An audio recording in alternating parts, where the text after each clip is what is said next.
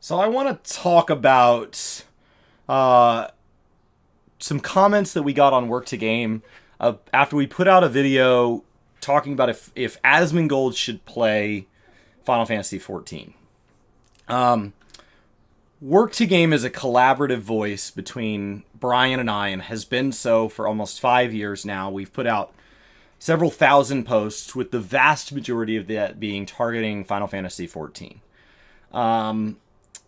We have covered, at this point, probably well over 100 news posts for Final Fantasy XIV put out through the devlog, live letters, live events, letters from Yoshi P directly, even a direct interview from him where we got to interview him one-on-one. We have covered our frustrations with the game. We've covered our love of the game. We've put out guides. And at this point, when somebody says we don't like Final Fantasy XIV, this would be a really weird way of showing it. And when people say that we just got into 14 for the views, like, that's a long con. And so it just starts to insult what we've done within that space. But Brian and I know each other through many other games, and 14 is the one that we have the most overlap on. And so when we talk about WoW, I have to be respectful of the point where he's coming from. And in the Work to Game space, it's really good that he's there, because it tempers how much I talk about WoW, and it tempers how I talk about WoW, to make sure that I'm accounting for that viewpoint that he represents, that's probably in agreement with a majority of that community. And so, when we talk about WoW, Asmongold comes up a fair bit. The reason for that is because it's the obvious talking point.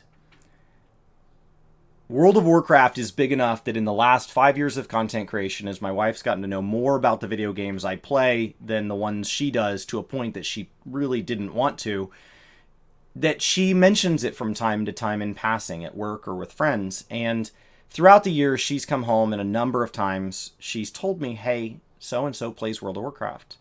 Hey, so-and-so said they've been looking at getting into Warhammer. But in that time, she's never once told me of somebody that plays Final Fantasy XIV. Final Fantasy XIV is an enormous game. It is probably the second largest MMO in active player numbers, in number of downloads per expansion, in reach, in search traffic, when you average across the last 15 years. And more it's knocking on the door of World of Warcraft. But that's a little like saying Chick-fil-A is a big fast food franchise. It is. It's enormous, and it gets worldwide recognition in the news, not always for something good. And it's beloved by people that like it. There are plenty of people that don't like it for a set of reasons that have nothing to do with chicken. And when you compare it to something like McDonald's, it's a small fish. It's worldwide recognition. The Chick-fil-A logo compared to the Golden Arches is just not even in the ballpark. World of Warcraft has had such critical recognition, such chronic pervasiveness, such an ability to just spread out into the world, whether it's liked or not, that it's a lot bigger than I think 14 fans realize. And so even when they lose 30%, 40% of their player base, they still have 60 or 70% of some freakishly large number. Who maybe aren't complaining out loud. Maybe they, yeah, I'm not really happy with the game, but I play with this friend, or I play with this, my brother, or my spouse and I share this game together, and that's enough for us. I don't need to care about the drama, right? I can just live my life. I don't have to be involved in politics to go to the grocery store, and I don't have to be involved in the state of a game to get joy out of gaming. And so there's a huge player base in WoW that's still playing the game. And for that, there's a huge content creator community. When we don't mention Asmongold, we're typically going to drop to the next largest in our lives, which is Bellular. But when you look at the total views of them combined across the total number of people that play World of Warcraft, there are probably people who have never heard of either one of them. And there are probably people who don't care what either one of them think. Even if they have heard of one or both of them. The community is enormous. And so the reason we mention Asmongold, the reason he comes up, people assume every YouTuber mentions him because they're chasing views and he's going to react or whatever. It's not that simple. It's also just the only way that I can talk to Brian about this game that I have a huge and passionate history with. This game that's been a huge part of my life. This game that I have been to the wedding of people that I know through that game. I fly across the country for BlizzCon to spend time with people who don't play Blizzard games that I met through Blizzard games who are in town during BlizzCon because it's an excuse for that community to get together. Yes, a lot of people go there for the convention, but there are a lot of other people who go just to be around the first group. And I have friends and family that aren't as big into games anymore as their life has gotten busier with other things they've chosen to focus on, being married, having a job, having hobbies outside of gaming, whatever it is. And yet, when there's news on something like Diablo or World of Warcraft, it's something that we can still share. It's a vocabulary that we have in common. It's a language we both still speak, even if we weren't both subscribed at the time. And when I talk to somebody who doesn't have that, it's easiest to talk in terms they can understand. It's easiest to talk in the areas they have overlap. So I talk about the game in vocabulary that might come from their game. I call classes jobs. I call threat meters enmity. I call these things. I could call a legendary a relic, or an epic, or an ascended piece. I can call Torghast a deep dungeon. And those are mostly 14 terms, but I'm starting to get to where I can do that in Guild Wars 2. And I can talk about systems to my friends that play Minecraft, or my friends that play, and we can talk in that term so that we can have a conversation about gaming, which we both care about, even though we're coming from different places. Asmongold is that big of a name. It's like Google, where it gets to the point where when you want to talk about content creators or Twitch creators in the MMO space, it's kind of like not knowing Fortnite and knowing Ninja. Asmongold is that big. And it doesn't really matter anymore whether or not he wants to be that big, because much like WoW, he once was and now will be until people who know him have moved on. And no telling how long that could be. He's still actively growing that base. And so it's not so much about should Asmongold play Final Fantasy XIV when we talk about that in a video. It's not so much about is Asmongold a summary of the World of Warcraft community any more than all 14 fans are summarized by Zepla or Spofi or Happy or Larry or Ethis, and the list goes on and on of brilliant, wonderful creators.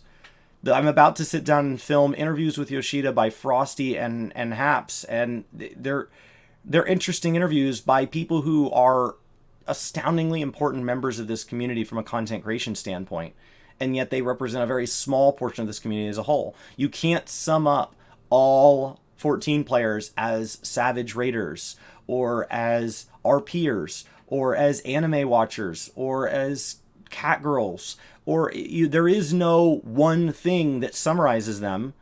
And Asmongold doesn't summarize all of WoW. I don't think he aims to.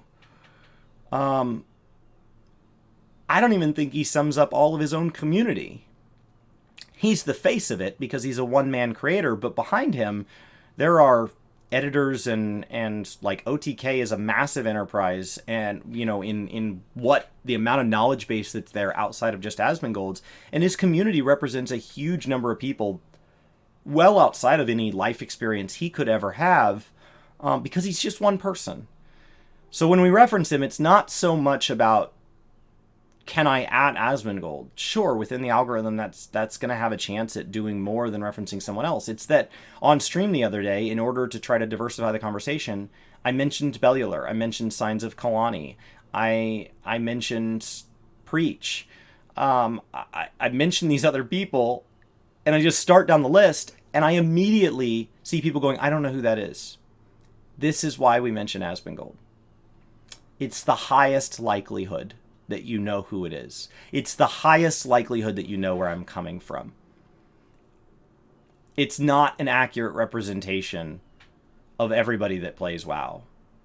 Hazel is drastically different than WoW, than Asmongold. When you look at people like Want to Buy Gold and Arleus and Persephone and Elilaith and these creators who have been larger parts of what I consume, the vast majority of the Asmongold community probably hasn't heard of them. And that's okay. When I say I want more creators in the 14 space, it's because I'm familiar with the WoW space. And when somebody says that Meoni is like Bellular, actually Meoni's like Signs of Kalani. No face cam, talking about the news, showing off cosmetic B-roll, nice accent. Regularly posting, incredibly polite. That's a closer parallel to the content that comes out. And yet, I don't know Kalani, and I do know Meoni, and I can say that's not a summary of Meoni.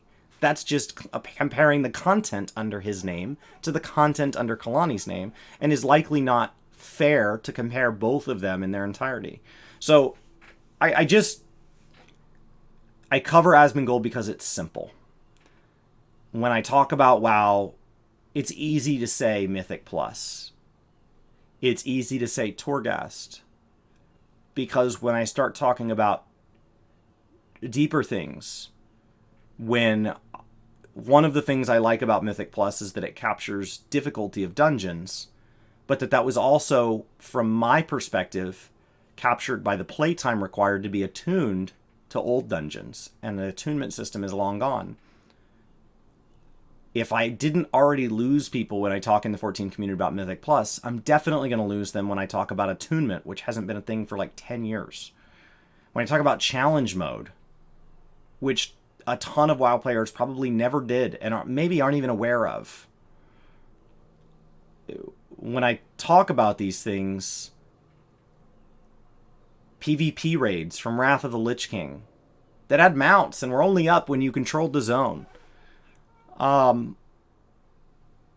There's so much content behind WoW that you can only scratch the surface when you're talking to somebody that doesn't know it as well as you. And I share a channel with Brian, who has tried WoW multiple times and has never made it to cap and done capped content.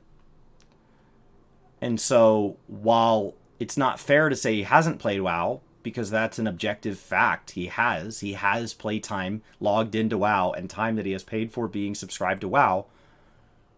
When I try to start talking about content beyond the surface, it is simpler to say Brian has never played WoW. It is simpler to say, let's talk about should Asmongold play 14, rather than would it be interesting if content creators within the space, such as enlisting a list of 10 people you've never heard of, play WoW.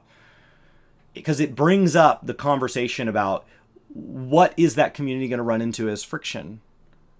There are Episcopalian churches that have converted to Catholicism as a congregation, and the head of their congregation has gone into becoming a priest. And that is one of the ways, a congregation converting is one of the ways you can get a married priest.